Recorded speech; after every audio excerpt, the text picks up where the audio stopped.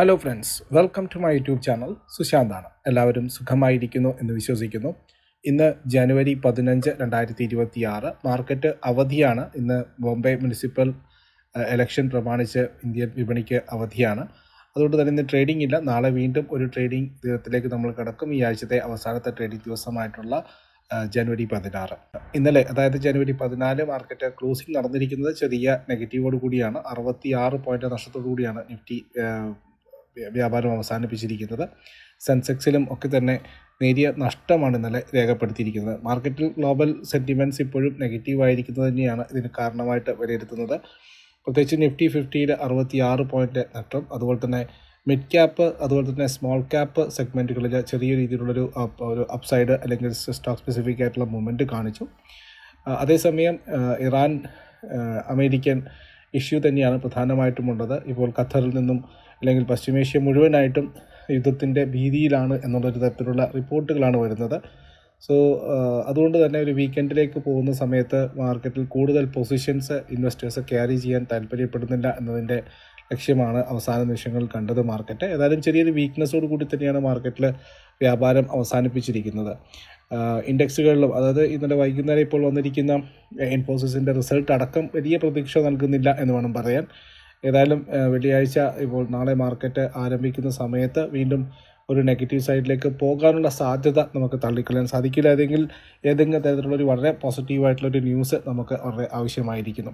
നിഫ്റ്റിയെ സംബന്ധിച്ച് പറയുകയാണെങ്കിൽ നമുക്കിപ്പോൾ അടുത്ത ഒരു പ്രധാനപ്പെട്ട സപ്പോർട്ട് സോണായിട്ടുള്ളത് നിഫ്റ്റിയെ സംബന്ധിച്ചിട്ട് 25,450 മുതൽ 25,550 വരെയുള്ള ഒരു 100 പോയിൻ്റ് റേഞ്ചിലാണ് നിഫ്റ്റിയെ സംബന്ധിച്ചിട്ട് പ്രധാനപ്പെട്ട ഒരു സപ്പോർട്ട് സോണായിട്ട് നിൽക്കുന്നത്. അതേസമയം 25,800 മുതൽ 25,900 വരെയുള്ള ഒരു 100 പോയിൻറ്റിലാണ് മാർക്കറ്റിനെ സംബന്ധിച്ചിട്ട് പ്രധാനപ്പെട്ട റെസിസ്റ്റൻസ് സോണായിട്ട് ആക്ട് ചെയ്യാനുള്ള സാധ്യതയുള്ളത്. 5 ഐസിനെ നോക്കുകയാണെങ്കിൽ അവർ വീണ്ടും കണ്ടിന്യൂസ് ആയിട്ട് സെല്ലിംഗ് സൈഡിൽ തന്നെയാണ്. 4,700 കോടി രൂപയുടെ സെല്ലിംഗ് ആണ് ഇന്നലെ ഈ മാർക്കറ്റിൽ വിദേശ ധനകാര്യ സ്ഥാപനങ്ങൾ നടത്തിയിരിക്കുന്നത്. ഇതും മാർക്കറ്റ് കണ്ടിന്യൂസ് ആയിട്ട് താഴോട്ട് വരാനുള്ളൊരു കാര്യമായിട്ട് വിലയിരുത്തുന്നു. അതേസമയം ആഭ്യന്തര ധനകാര്യ സ്ഥാപനങ്ങൾ 5,200 കോടി രൂപയുടെ ബൈയിങ് ആണ് ഇന്നലെ ഇന്ത്യൻ വിപണിയിൽ നടത്തിയിരിക്കുന്നത്. അതുപോലെ അവരുടെ ഫ്യൂച്ചർ ട്രേഡിംഗ് പൊസിഷൻസ് നോക്കിക്കഴിഞ്ഞാൽ മനസ്സിലാവുന്നത് ഇന്നലെ F&O സെഗ്മെൻറ്റിലും അതുപോലെ തന്നെ സ്റ്റോക്ക് സ്പെസിഫിക്സ് സെഗ്മെൻറ്റുകളിലൊക്കെ തന്നെ ബൈയിങ് നടന്നിട്ടുണ്ട്. സ്റ്റോക്ക് ഫ്യൂച്ചേഴ്സിൽ 391 കോടി രൂപയുടെയും അതുപോലെ തന്നെ സ്റ്റോക്ക് ഓപ്ഷൻസിൽ 858 കോടി രൂപയുടെയും ബൈയിങ് ആണ് വന്നിരിക്കുന്നത്. അതേസമയം FIIസിൻ്റെ ഇൻഡെക്സ് പൊസിഷൻസിൽ 5,011 കോടി രൂപയുടെ സെല്ലിംഗ് സൈഡിലാണ് അവർ വന്നിരിക്കുന്നത്. ഇൻഡെക്സ് ഫ്യൂച്ചേഴ്സിലും നേരിയ രീതിയിലെങ്കിലും 231 കോടി രൂപയുടെ സെല്ലിംഗ് സൈഡിലാണ് FIIസ് ഉള്ളത്. FIIസിൻ്റെ ഈ ഒരു നിലപാട് കൂടി മാർക്കറ്റിനെ സ്വാധീനിക്കുന്നുണ്ട്. അതേസമയം സ്റ്റോക്ക് സ്പെസിഫിക് ആയിട്ടുള്ള ആക്ഷൻസ് വളരെ പ്രാധാന്യമാണ്. ഇന്നലെ ടാറ്റ സ്റ്റീൽ, അതുപോലെ തന്നെ മെറ്റൽ സെഗ്മെൻറ്റുകളിലൊക്കെ തന്നെ നല്ലൊരു മൊമെൻറ്റ് കണ്ടു. US-ഉമായിട്ടുള്ള ക്രിട്ടിക്കൽ മിനറൽ സെഗ്മെൻറ്റിലുള്ള ചർച്ചകൾ നടന്നുകൊണ്ടിരിക്കുകയാണ്. കേന്ദ്രമന്ത്രിയായിട്ടുള്ള അശ്വിനി വൈഷ്ണവ്, അദ്ദേഹം മുൻകൈ എടുത്തുകൊണ്ട് നടത്തുന്ന ചർച്ചകൾ ക്രിട്ടിക്കൽ മിനറലുമായിട്ട് ബന്ധപ്പെട്ട് ഇന്നലെ അമേരിക്കൻ വാർത്താ ഏജൻസികൾ പുറത്തുവിട്ട വാർത്തകൾ പ്രകാരം US-ഉം ഓസ്ട്രേലിയയുമായിട്ട് ചേർന്നിട്ടുള്ള ക്രിട്ടിക്കൽ മിനറൽ കോമ്പണൻസിൻ്റെ ചർച്ചകളും കാര്യങ്ങളൊക്കെ നടക്കുന്നുണ്ട്. അതുകൊണ്ട് തന്നെ മെറ്റൽ പാക്കുകൾ ആഗോളതലത്തിൽ തന്നെ മെറ്റൽ സെഗ്മെൻറ്റിൽ നല്ല രീതിയിലുള്ള റാലി കാണുന്നു. അതിൻ്റെ ഭാഗമായിട്ട് ഇന്ത്യൻ മെറ്റൽ കമ്പനികളിലും വേദാന്ത അടക്കം, വേദാന്ത, ഹിന്ദുസ്ഥാൻ കോപ്പർ, നാൽക്കോ, ഹിൻഡാൽക്കോ, അങ്ങനെയുള്ള എല്ലാ സെഗ്മെൻറ്റുകളിലും തന്നെ മെറ്റൽ ഓഹരികളിൽ GMDC, NMDC, മൈനിങ് ഓഹരികളിലൊക്കെ തന്നെ മുന്നേറ്റം രേഖപ്പെടുത്തിയിരുന്നു. ഏതായാലും വീണ്ടും മെറ്റൽ സെക്ടറുകളിൽ ഓൾ ടൈം അല്ലെങ്കിൽ മെറ്റൽ സെക്ടറുകളിൽ വീണ്ടും ഒരു റാലിക്കുള്ള സാധ്യതകളാണ് കണ്ടുവരുന്നത്.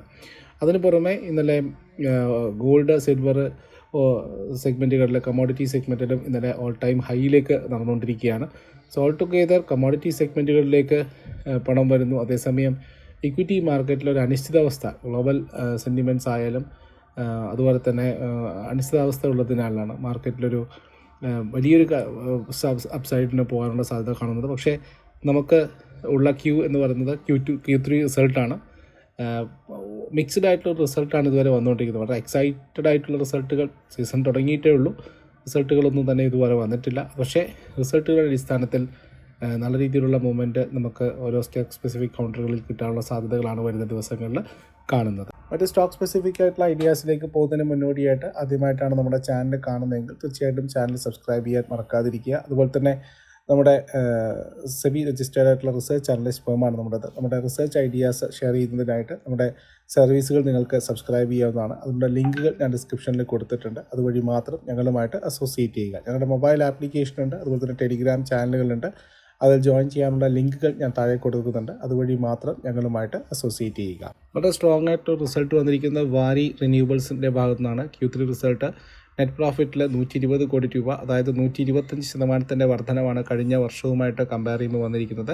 അതേസമയം ക്വാർട്ടർ ഓൺ ക്വാർട്ടറിലും 2% വർധനവ് പ്രോഫിറ്റിൽ വന്നിട്ടുണ്ട്. റവന്യൂ, അതായത് സെയിൽസിൽ 136% വർധനവാണ് കഴിഞ്ഞ വർഷവുമായിട്ട് കമ്പയർ ചെയ്യുമ്പോൾ വന്നിരിക്കുന്നത്. അതേസമയം ക്വാർട്ടർ ഓൺ ക്വാർട്ടറിൽ 10% വർധനവും റവന്യൂവിൽ രേഖപ്പെടുത്തിയിട്ടുണ്ട്. ഇബിറ്റയിൽ 121% വർധനവാണ് ഇബിറ്റയിൽ വന്നിരിക്കുന്നത് ഇയർ ഓൺ ഇയറിൽ. അതേസമയം ക്വാർട്ടർ ഓൺ ക്വാർട്ടറിൽ 1% വർധനവ് മാത്രമാണുള്ളത്. ഇബിറ്റ മാർജിൻ ഏകദേശം 18.67% വന്നിരിക്കുന്നു. ഇയർ ഓൺ ഇയറിലും കുറവാണ്, ക്വാർട്ടർ ഓൺ ക്വാർട്ടറിലും മാർജിൻ താഴ്ന്നിട്ടാണ് വന്നിരിക്കുന്നത്. എന്തായാലും വാരി റിന്യൂവബിൾസിൻ്റെ ഭാഗത്തുനിന്നും മോശമില്ലാത്ത റിസൾട്ട് പ്രഖ്യാപിച്ചിരിക്കുന്നു. HDFC AMCയെ സംബന്ധിച്ചിട്ടും നെറ്റ് പ്രോഫിറ്റ് 769 കോടി രൂപയിൽ നിന്നും 718 കോടിയിൽ നിന്നും 769 കോടി രൂപയായിട്ട് 769 നിന്നും 718 കുറയുകയാണ് ചെയ്തത്. റവന്യൂ നോക്കിക്കഴിഞ്ഞാലും കുറവാണ് രേഖപ്പെടുത്തിയിരിക്കുന്നത്. 1075 കോടി രൂപ ഉണ്ടായിരുന്ന റവന്യൂ 1026 കോടി രൂപയായിട്ട് കുറയുകയാണ് ചെയ്തത്. ഇബിറ്റയിലും കുറവാണ് രേഖപ്പെടുത്തിയിരിക്കുന്നത്. ഇബിറ്റ 873 കോടിയിൽ നിന്നും 798 കോടി രൂപയായിട്ട് കുറയുകയാണ് ചെയ്തിരിക്കുന്നത്. മാർജിൻ 81.2% ഉണ്ടായിരുന്നത് കുറഞ്ഞ് 77.68% കുറഞ്ഞിരിക്കുകയാണ് ചെയ്യുന്നത്. ICICI പ്രുഡൻഷ്യലിൻ്റെ റിസൾട്ടും മോശമില്ലാത്തതാണ്. നെറ്റ് പ്രോഫിറ്റിൽ കഴിഞ്ഞ പ്രാവശ്യം 6.3 ബില്യൺ റുപ്പീസ് ഉണ്ടായിരുന്നത് ഇപ്പോൾ 9.17 ബില്യണായിട്ട് കൂടിയിട്ടുണ്ട്. ഇബിറ്റ മാർജിൻ കഴിഞ്ഞ പ്രാവശ്യം 71.70 ആയിരുന്നു, അത് 75.29% കൂടിയിട്ടുണ്ട്. കമ്പനി 14 രൂപ 85 പൈസ ഡിവിഡൻറ്റും പ്രഖ്യാപിച്ചതായിട്ട് കാണുന്നു. ആനന്ദ്രാത്തി ഷെയർസിൻ്റെ ഭാഗത്ത് നിന്ന് നല്ല റിസൾട്ട് വന്നിരിക്കുന്നു. ഡെൻ നെറ്റ്വർക്ക് വലിയ എക്സൈറ്റഡ് ആയിട്ടുള്ള റിസൾട്ടല്ല. അതേസമയം ആദിത്യ ബിർള മണി അവിടെയും 35% ഇടിവാണ് പ്രോഫിറ്റിൽ രേഖപ്പെടുത്തിയിരിക്കുന്നത്. കമ്മീഷൻ്റെ ഭാഗത്ത് നോക്കിക്കഴിഞ്ഞാൽ 4% ഇയർ ഓൺ ഇയറിലും 7% ക്വാർട്ടർ ഓൺ ക്വാർട്ടറിൽ വർധനവുമാണ് കാണിച്ചിരിക്കുന്നത്. സോ ഇൻഫോസിസിനെ സംബന്ധിച്ച് പറയുകയാണെങ്കിൽ നെറ്റ് പ്രോഫിറ്റിൽ 10% കുറവാണ് രേഖപ്പെടുത്തിയിരിക്കുന്നത്. കഴിഞ്ഞ പ്രാവശ്യം 7,393 കോടി രൂപ ഉണ്ടായിരുന്ന ലാഭം ഇപ്പോൾ 6,654 കോടി രൂപയായിട്ട് കുറഞ്ഞിരിക്കുന്നു. റവന്യൂ നോക്കിക്കഴിഞ്ഞാൽ 2% വർധനവുണ്ട്. ഇബിറ്റയിൽ 1% വർധനവ്, അതായത് കഴിഞ്ഞ പ്രാവശ്യം 9,385 ഉണ്ടായിരുന്നത് ഇപ്പോൾ 9,479 കോടി രൂപയായിട്ടുള്ളത്. ഇബിറ്റ മാർജിനിലും 21% ഉണ്ടായിരുന്നത് 20.85% വന്നിരിക്കുന്നത്. സോ ഇൻഫോസിസിൻ്റെ റിസൾട്ടിൽ വലിയ എക്സൈറ്റ്മെൻറ്റുകളില്ല എന്നുള്ളത് തന്നെയാണ്. ഇൻ്റർനാഷണൽ ട്രാവൽ ആൻഡ് ടൂർസ്, അതുപോലെ തന്നെ ടാംകോ, അങ്ങനെ ഒരുപാട് കമ്പനികളുടെ റിസൾട്ടുകൾ വന്നിട്ടുണ്ട്. ഇനിയിപ്പോൾ നാളെയും ഒക്കെ ആയിട്ട് റിസൾട്ടുകൾ വരുന്നതുകൊണ്ട് ഇന്നത്തെ പ്രധാനപ്പെട്ട റിസൾട്ടുകൾ നോക്കിക്കഴിഞ്ഞാൽ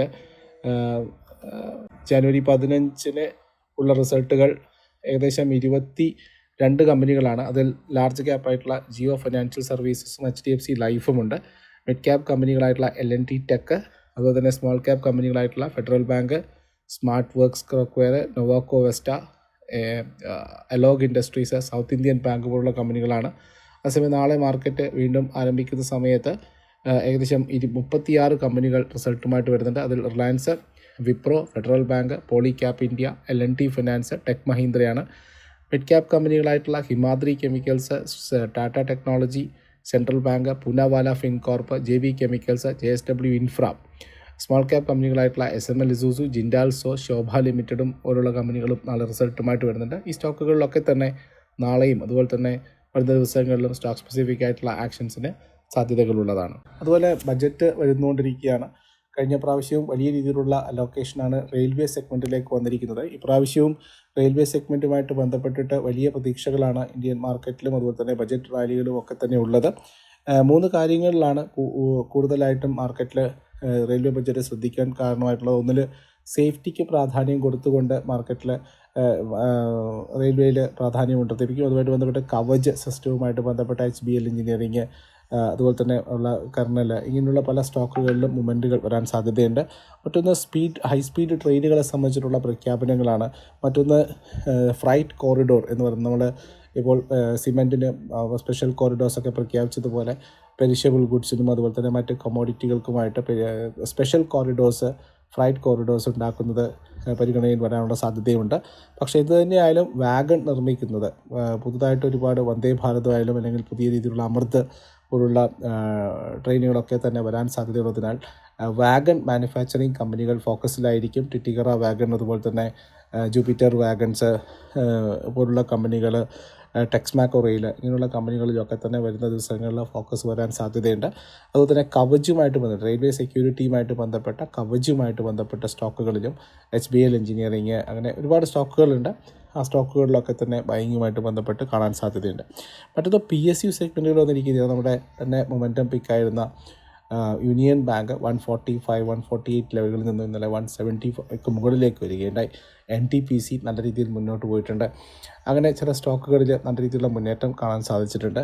അപ്പോൾ മെറ്റൽ സെഗ്മെൻറ്റിൽ കണ്ടിന്യൂസ് ആയിട്ട് ഇനിയും മുന്നോട്ടുള്ള പ്രയാണം ഉണ്ടാകുമെന്ന് തന്നെയാണ് വിചാരിക്കുന്നത്. കാരണം സിൽവർ, ഗോൾഡ്, അല്ലെങ്കിൽ സിൽവറിൽ പ്രത്യേകിച്ചും ഇൻഡസ്ട്രിയൽ ഡിമാൻഡ് കൂടി വരുന്നു, കോപ്പറിന് ഇൻഡസ്ട്രിയൽ ഡിമാൻഡ് കൂടി വരുന്നു. നമ്മുടെ ചാനൽ ഫോളോ ചെയ്യുന്നവർക്കറിയാം, വളരെ മുമ്പ് തന്നെ ഈ മെറ്റലുമായിട്ട് ബന്ധപ്പെട്ട കാര്യങ്ങൾ നിങ്ങളോട് പങ്കുവച്ചതുമാണ്. അപ്പോൾ മറ്റൊന്ന് ഇൻഫ്ലേഷനുമായിട്ട് ബന്ധപ്പെട്ട കാൽക്കുലേഷനിൽ ഗവൺമെൻറ് മാറ്റം വരുത്തുന്നു എന്നുള്ളതാണ്. അതായത് ഇപ്പോൾ ഏകദേശം 46% ഫുഡ് ഇൻഫ്ലേഷന് സ്ഥാനമുള്ളത്. അത് കുറച്ച് 36 മുതൽ 38% വരെയാക്കി കുറക്കാൻ സാധ്യതയുണ്ട്.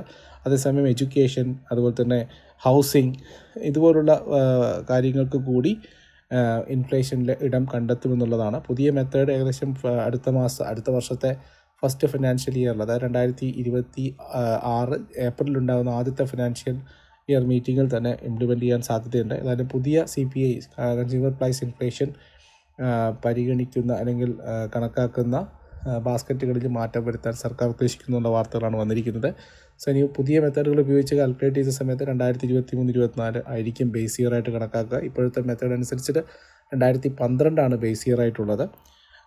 ഇത് ഒരു വലിയ മാറ്റമായിട്ട് കണക്കാക്കാം. പുതിയ മെത്തേഡ് ഉപയോഗിച്ച് ഇൻഫ്ലേഷൻ കണക്കാക്കുന്ന സമയത്ത് മൊത്തത്തിലുള്ള വ്യത്യാസം എത്രയായിരിക്കും, അത് മാർക്കറ്റിലേക്ക് റിയാക്ട് ചെയ്യുന്നുള്ളത് വരുന്ന ദിവസങ്ങളിൽ നമുക്ക് കാണാവുന്നതാണ്. അപ്പോൾ ഞാൻ വീണ്ടും പറയുന്നു, മാർക്കറ്റിൽ നാളെ ഒരു വോളറ്റൈൽ സെഷൻ തന്നെയാണ് സാധ്യത. വീക്കെൻഡ് ആയതുകൊണ്ട് തന്നെ വോളിയം കുറയാൻ സാധ്യതയുണ്ട്.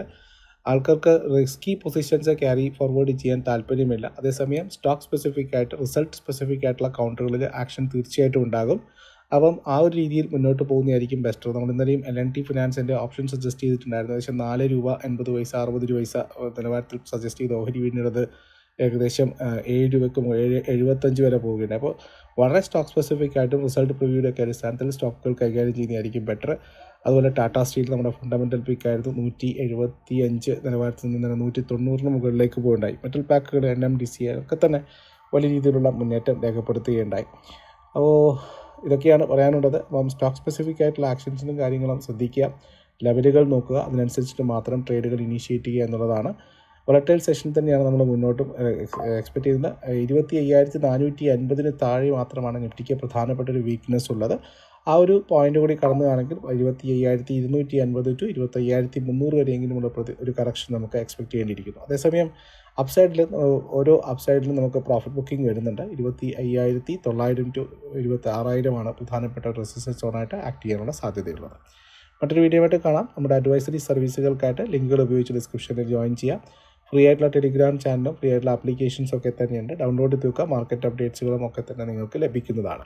അപ്പോൾ മറ്റൊരു വീഡിയോ ആയിട്ട് കാണാം. അതുവരെ എല്ലാവർക്കും നന്ദി, നമസ്കാരം, താങ്ക് യു.